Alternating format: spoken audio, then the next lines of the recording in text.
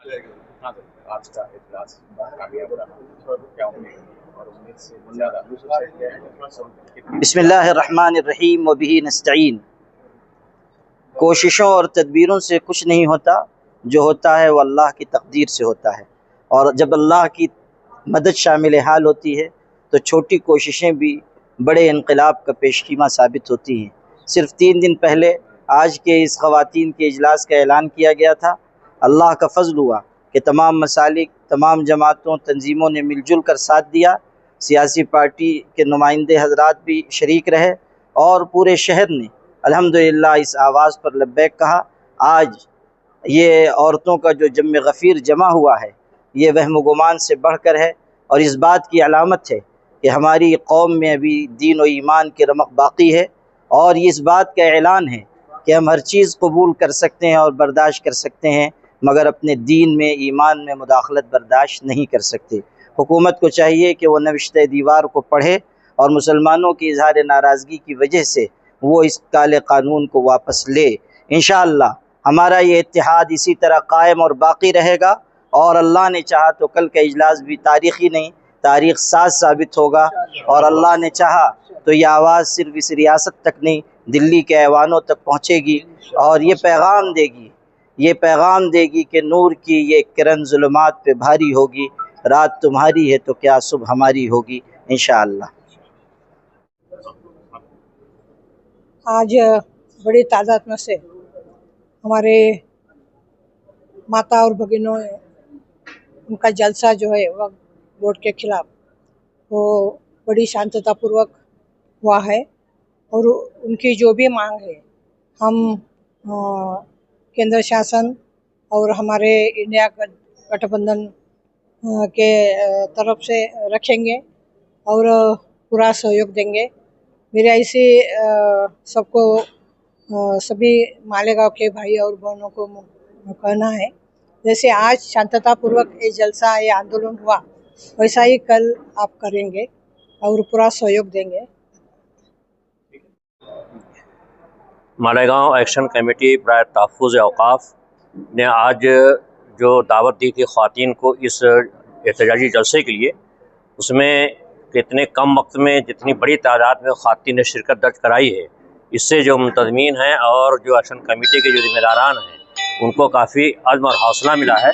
और शहर के मर्द हज़रात के से भी ये गुजारिश है कि इसी तरह से वो एक बड़ी तादाद में कल के मालेगांव हाई स्कूल में जो इजलास होने वाला है उसमें शरीक हों। इसलिए कि अभी तक हुकूमत ने हमको जिस तरह से मुख्तलिफ़ सतहों से, मुख्तलिफ़ सूरतों से कमज़ोर करने की कोशिश की है, हमने बहुत कुछ बर्दाश्त किया, लेकिन अब ये अंदाज़ा होता है कि लोगों ने समझ लिया है कि ये जो है अब इससे ज़्यादा हमको बर्दाश्त नहीं करना है। और हमारी शरीयत में, हमारी औक़ाफ़ में जो मुदाखलत की जा रही है, अब उसके तहफ़्फ़ुज़ के लिए हम हर तरह से तैयार हैं और हम पूरे अज़्म के साथ, पूरी मजबूती के साथ इंशाअल्लाह ये लड़ाई लड़ेंगे और इसको हम जीतेंगे। तो मैं तमाम लोगों से ये गुजारिश करता हूँ, जमात इस्लामी हिंद की तरफ से, कुल जमाती तंजीम की तरफ से, तमाम शहरी में जौक दर जौक वहाँ पर जमा हो और एक जम गफ़ीर वहाँ पर इकट्ठा होना चाहिए। अस्सलामु अलैकुम वरहमतुल्लाहि वबरकातुहू। नहमदुहु व नुसल्ली अला रसूलिहिल करीम।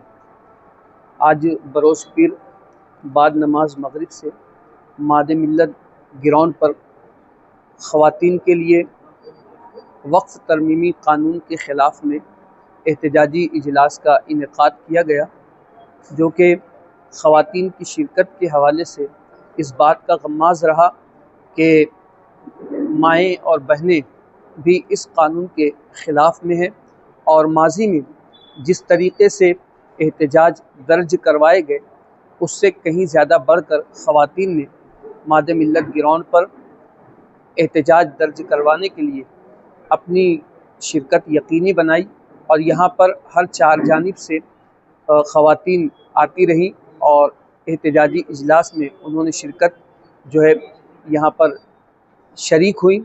हम सबको मुबारकबाद पेश करते हैं और कल इसी तरीके से मर्द हज़रात से हम गुजारिश करते हैं कि मंगल के दिन बड़ी मालेगांव हाई स्कूल के ग्राउंड पर शाम 6 बजे से रात 10 बजे तक आप ज़रूर इस काले कानून के ख़िलाफ़ में अपना एहतजाज दर्ज करवाने के लिए चौक दर चौक अपने दोस्त अहबाब के साथ ज़रूर शिरकत करें।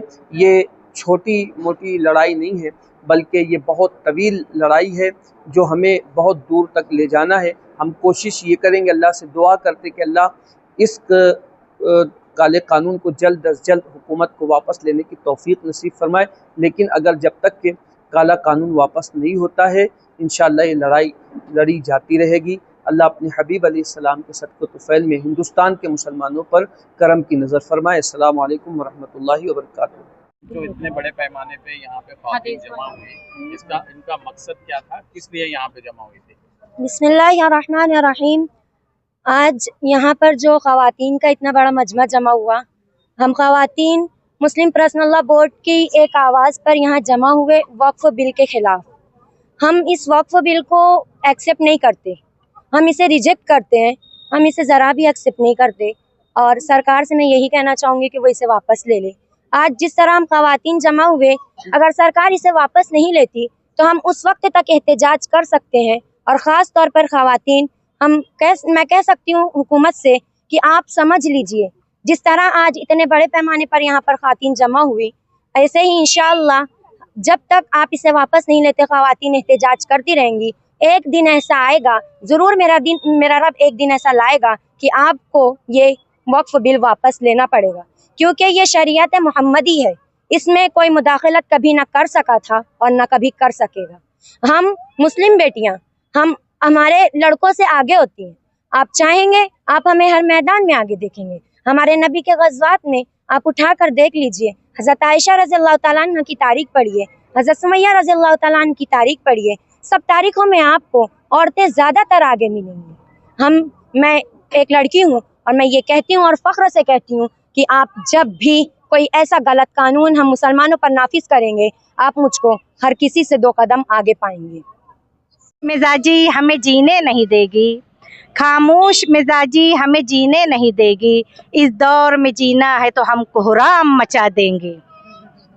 कहती हूँ हुकूमत से ये कि आप क्या समझते हो, हमारे जो मर्द हजरात हैं जैसे कि असदुद्दीन अवैसी साहब, ये पार्लियामेंट में आकर आपसे लड़ते हैं तो वो सच कहते हैं तो आपको बुरा लगता है, वो दलील देते हैं तो आप उन्हें जलील करते हो। क्या समझते हो हिंदुस्तान की हुकूमत में बात करना हराम कर देंगे आप ऐसा नहीं कर सकते। जो सच कहूँ तो बुरा लगे, जो दलील दूँ तो जलील हूँ, ये समाज जहल की जद में है, यहाँ बात करना हराम है। हम अभी यहाँ पर इंटरव्यू दे रहे हैं और अपनी बात आप तक पहुँचा रहे हैं। आप समझ लीजिए और सुन लीजिए कि हम अभी यहाँ पर आपसे कह रहे हैं और आप हमें हमेशा आगे पाएंगे। हम कोई भी मकाम तक जा सकते हैं, हम जुबान से कह रहे हैं, हम हाथ भी उठा सकते हैं। जुल्म की टहनी कभी फलती नहीं, जुल्म की टहनी कभी फलती नहीं, नाव कागज की सदा चलती नहीं। मायूस कभी होता नहीं जिसको यकीन है, मायूस कभी होता नहीं जिसको यकीन है, अल्लाह के घर देर है अंधेर नहीं है।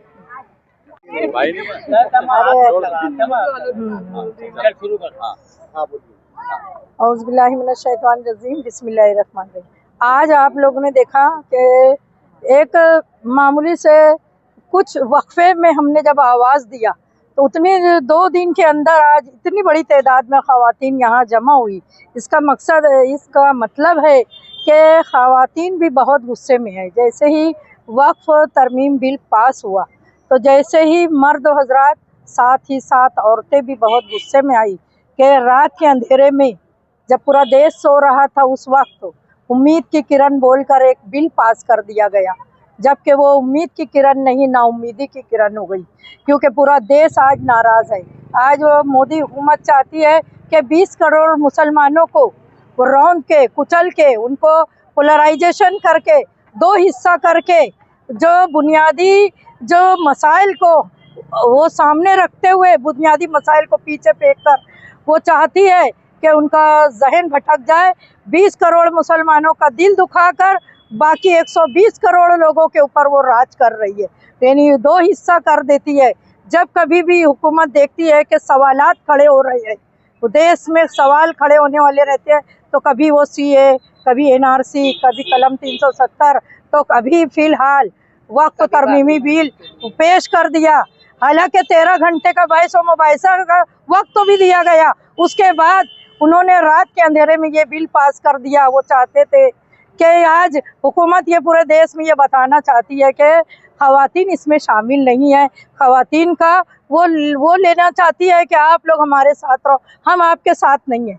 हमारी ख़वातीन बिल्कुल आपके साथ नहीं है, हुकूमत के ख़िलाफ़ है हम लोग पहले भी जैसे ही मर्द हज़रात कोई तहरीक चलाते थे हम उनके साथ थे, हमारे नबी के ज़माने से आज भी हम उनके साथ में।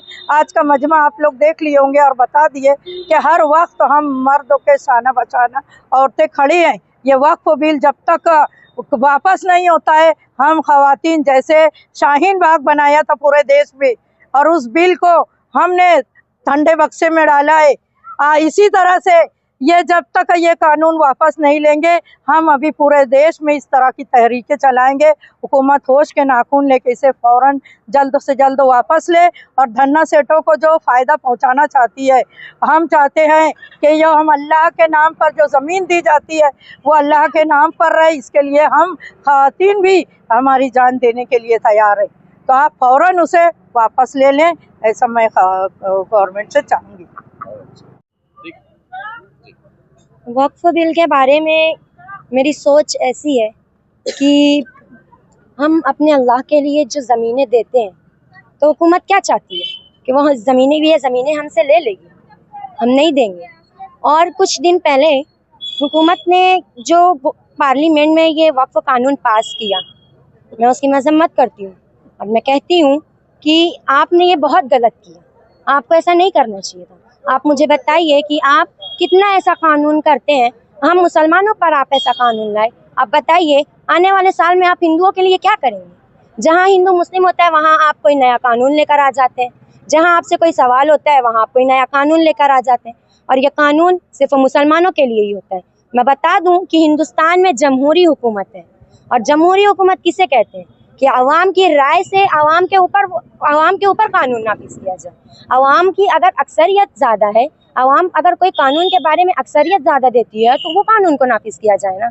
हम मुसलमान नहीं कहते इस कानून को नाफिज करने के लिए, लेकिन ये क्या कर रहे हो आप लोग कि हमारे ऊपर ये कानून को नाफिज कर रहे हो। आप ऐसा नहीं कर सकते।